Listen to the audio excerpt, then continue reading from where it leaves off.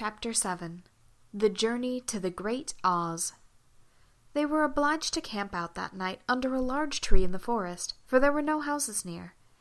The tree made a good, thick covering to protect them from the dew, and the Tin Woodman chopped a great pile of wood with his axe, and Dorothy built a splendid fire that warmed her and made her feel less lonely. She and Toto ate the last of their bread, and now she did not know what they would do for breakfast. "If you wish," said the Lion, "I will go into the forest and kill a deer for you. You can roast it by the fire, since your tastes are so peculiar that you prefer cooked food, and then you will have a very good breakfast." "Don't, please don't," begged the Tin Woodman. "I should certainly weep if you killed the poor deer, and then my jaws would rust again." But the Lion went away into the forest and found his own supper, and no one ever knew what it was, for he didn't mention it. And the Scarecrow found a tree full of nuts, and filled Dorothy's basket with them, so that she would not be hungry for a long time. She thought this was very kind and thoughtful of the Scarecrow, but she laughed heartily at the awkward way in which the poor creature picked up the nuts. His padded hands were so clumsy, and the nuts were so small that he dropped almost as many as he put in the basket. But the Scarecrow did not mind how long it took him to fill the basket, for it enabled him to keep away from the fire, as he feared a spark might get into his straw and burn him up. So he kept a good distance away from the flames, and only came near to cover Dorothy with dry leaves when she lay down to sleep. These kept her snug and warm, and she slept soundly until morning. When it was daylight, the girl bathed her face in a little rippling brook, and soon after they all started toward the Emerald City. This was to be an eventful day for the travelers. They had hardly been walking an hour when they saw before them a great ditch that crossed the road and divided the forest as far as they could see on either side. It was a very wide ditch, and when they crept up to the edge and looked into it, they could see it was also very deep, and there were many big, jagged rocks at the bottom. The sides were so steep that none of them could climb down, and for a moment it seemed their journey must end.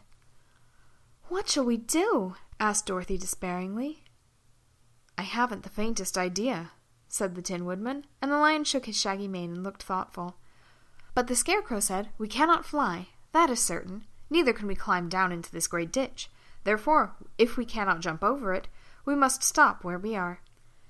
"I think I could jump over it," said the Cowardly Lion, after measuring the distance carefully in his mind.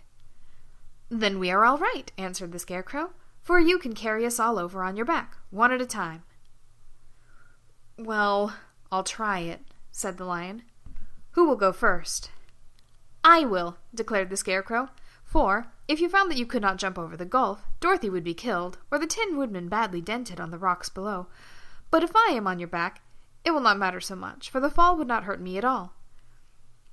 "I am terribly afraid of falling myself," said the Cowardly Lion, "but I suppose there is nothing to do but to try it. So get on my back, and we will make the attempt." The Scarecrow sat upon the Lion's back, and the big beast walked to the edge of the gulf and crouched down. "Why don't you run and jump?" asked the Scarecrow. "Because that isn't the way that lions do these things," he replied. Then, giving a great spring, he shot through the air and landed safely on the other side. They were all greatly pleased to see how easily he did it, and after the Scarecrow had got down from his back, the Lion sprang across the ditch again. Dorothy thought she would go next, so she took Toto in her arms and climbed on the Lion's back, holding tightly to his mane with one hand. The next moment it seemed as if she were flying through the air, and then, before she had time to think about it, she was safe on the other side. The Lion went back a third time and got the Tin Woodman, and then they all sat down for a few moments to give the beast a chance to rest, for his great leaps had made his breath short, and he panted like a big dog that had been running too long. They found the forest very thick on this side, and it looked dark and gloomy. After the Lion had rested, they started along the road of yellow bricks, silently wondering, each in his own mind, if they ever would come to the end of the wood and reach the bright sunshine again. To add to their discomfort, they soon heard strange noises in the depths of the forest, and the Lion whispered to them that it was in this part of the country that the Kalidas lived. "What are the Kalidas?" asked the girl. "They are monstrous beasts with bodies like bears and heads like tigers," replied the Lion, "and with claws so long and sharp that they could tear me in two as easily as I could kill Toto. I'm terribly afraid of the Kalidas." "I'm not surprised you are," returned Dorothy. "They must be dreadful creatures."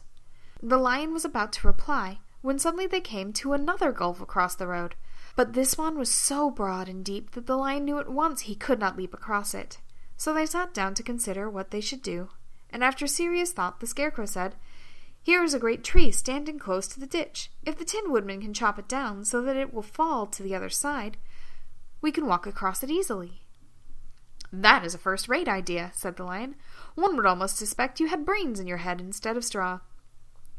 The Tin Woodman set to work at once, and so sharp was his axe that the tree was soon chopped nearly through. Then the Lion put his strong front legs against the tree and pushed with all his might, and slowly the big tree tipped and fell with a crash across the ditch, with its top branches on the other side. They had just started to cross this queer bridge when a sharp growl made them all look up, and to their horror they saw running toward them two great beasts, with bodies like bears and heads like tigers. "They are the Kallidas," said the Cowardly Lion, beginning to tremble. "Quick, let us cross over." So Dorothy went first, holding Toto in her arms, and the Tin Woodman followed, and the Scarecrow came next. The Lion, although he certainly was afraid, turned to face the Kallidas, and then he gave so loud and terrible a roar that Dorothy screamed and the Scarecrow fell over backward, while even the fierce beast stopped short and looked at him in surprise. But seeing they were bigger than the Lion, and remembering that there were two of them, and only one of him, the Kallidas began again to rush forward, and the Lion crossed over the tree and turned to see what they would do next. Without stopping an instant, the fierce beasts also began to cross the tree. The Lion said to Dorothy, "We are lost, for they will surely tear us to pieces with their sharp claws, but stand close behind me and I will fight them as long as I am alive." "Wait a minute," called the Scarecrow. He had been thinking what was best to be done, and now he asked the Woodman to chop away the end of the tree that rested on their side of the ditch. The Tin Woodman began to use his axe at once, and just as the two Kallidas were nearly across, the tree fell with a crash into the gulf, carrying the ugly snarling brutes with it, and both were dashed to pieces on the sharp rocks at the bottom. "Well," said the Cowardly Lion, drawing a long breath of relief, "I see we are going to live a little while longer, and I am glad of it, for it must be a very uncomfortable thing to not be alive. Those creatures frightened me so badly that my heart is beating yet." "Ah," said the Tin Woodman sadly, "I wish I had a heart to beat." This adventure made the travelers more anxious than ever to get out of the forest, and they walked so fast that Dorothy became tired and had to ride on the Lion's back. To their great joy, the trees became thinner the farther they advanced, and in the afternoon they suddenly came upon a broad river, flowing swiftly just before them.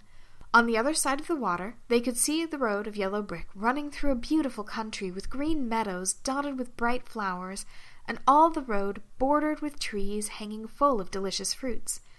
They were greatly pleased to see this delightful country before them. "How shall we cross the river?" cried Dorothy. "That is easily done," replied the Scarecrow. "The Tin Woodman must build us a raft, so we can float to the other side." So the Woodman took his axe and began to chop down small trees to make a raft, and while he was busy at this, the Scarecrow found on the river bank a tree full of fine fruit. This pleased Dorothy, who had eaten nothing but nuts all day, and she made a hearty meal of the ripe fruit. But it takes time to make a raft, even when one is as industrious and untiring as a Tin Woodman.